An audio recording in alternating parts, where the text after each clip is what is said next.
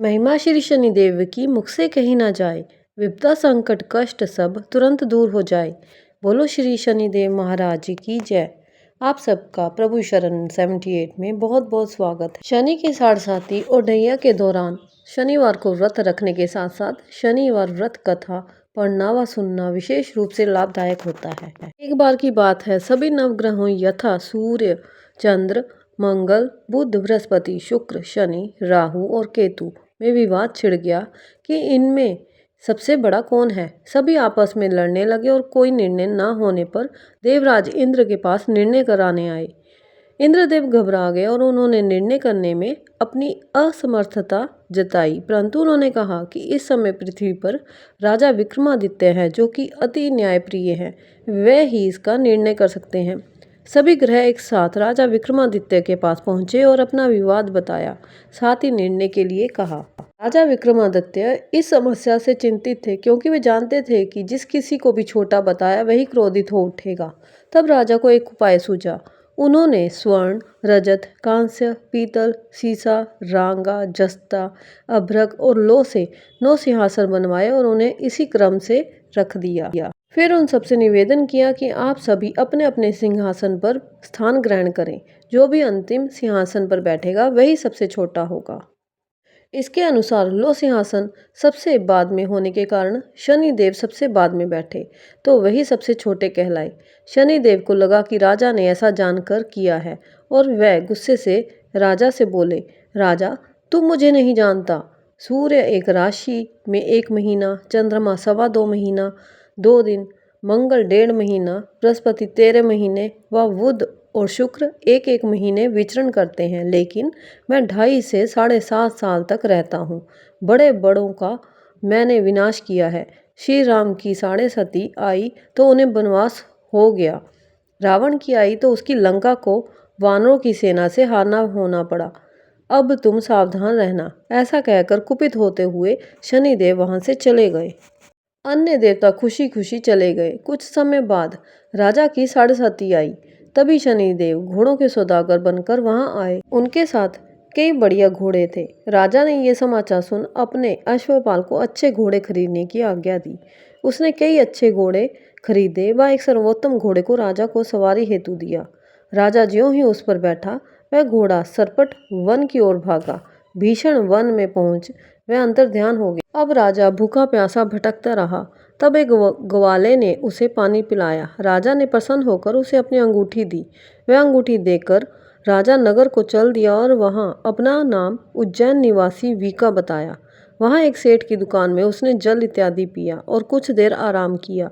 भाग्यवश उस दिन सेठ की खूब बिक्री हुई। सेठ उसे खाना इत्यादि कराने खुश होकर अपने साथ घर ले गया। वहां उसने एक खूंटी पर देखा कि एक हार टंगा है जिसे खूंटी निगल रही है। थोड़ी देर में पूरा हार गायब था। तब सेठ ने आने पर देखा कि हार गायब है। सेठ ने समझा कि वीका ने ही उसे चुराया है। उसने वीका को कोतवाल के पास पकड़वा दिया। फिर उस नगर के राजा ने भी वीका को चोर समझकर उसके हाथ पैर कटवा दिए और नगर के बाहर फेंकवा दिया। वहां से एक तेली निकल रहा था जिसे दया आई और उसने वीका को अपनी गाड़ी में बैठाया। वह अपनी जीभ से बैलों को हाँकने लगा। उस समय राजा की शनि दशा समाप्त हो गई। वर्षा ऋतु आने पर राजा मल्हार गाने लगा। राजा जिस नगर में था वहां की राजकुमारी मन भावनी को उसका गाना इतना पसंद आया कि उसने मन ही मन प्रण कर लिया कि वह उस राग गाने वाले से ही विवाह करेगी। राजकुमारी ने दासी को राग गाने वाले को ढूंढने भेजा। दासी ने बताया कि वह एक चौरंगिया अर्थात अपाहिज है, परंतु राजकुमारी ना मानी।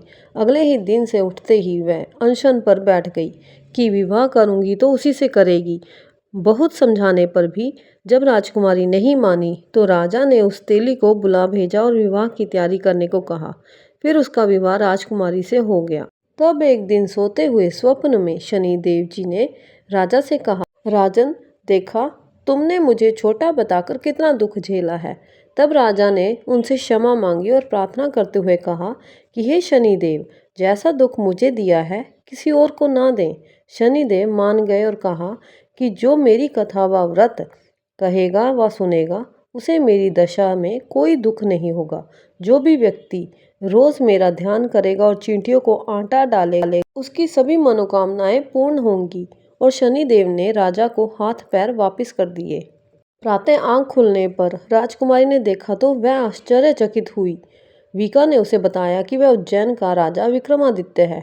सभी अत्यंत प्रसन्न हुए। सेठ ने जब सुना तो वह राजा के पैरों पर गिरकर क्षमा मांगने लगा।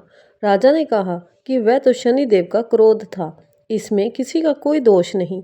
सेठ ने फिर भी निवेदन किया कि मुझे शांति तभी मिलेगी जब आप मेरे घर चलकर भोजन करेंगे। सेठ अपने घर नाना प्रकार के व्यंजनों से राजा का सत्कार किया। साथ ही सबने देखा कि जो खूंटी हार निकल गई थी वही अब उसे उगल रही थी। सेठ ने अनेक मोहरे देकर राजा का धन्यवाद किया। सेठ ने राजा से अपनी कन्या श्री कंवरी से विवाह करने का निवेदन किया। राजा ने सहर्ष स्वीकार कर लिया। कुछ समय बाद राजा अपनी दोनों रानियों मनभावनी और श्री कंवरी को सभी उपहार सहित लेकर उज्जैन नगरी को चले। वहां राजा के राज्यवासियों ने सीमा पर खूब आदर सत्कार किया। सारे नगर में दीपमाला बनाई। राजा ने घोषणा की कि मैंने शनिदेव को सबसे छोटा बताया था, जबकि असल में वही सर्वोप्रिय है। तब से सारे राज्य में शनिदेव की पूजा और कथा नियमित होने लगी। सारी प्रजा खुशी और आनंद के साथ जीवन बिताने लगी। जो भी कोई शनिदेव की इस कथा को सुनता व पढ़ता है, उसके सारे दुख दूर हो जाते हैं। व्रत के दिन इस कथा को अवश्य पढ़ना चाहिए। बोलो शनि महाराज की जय।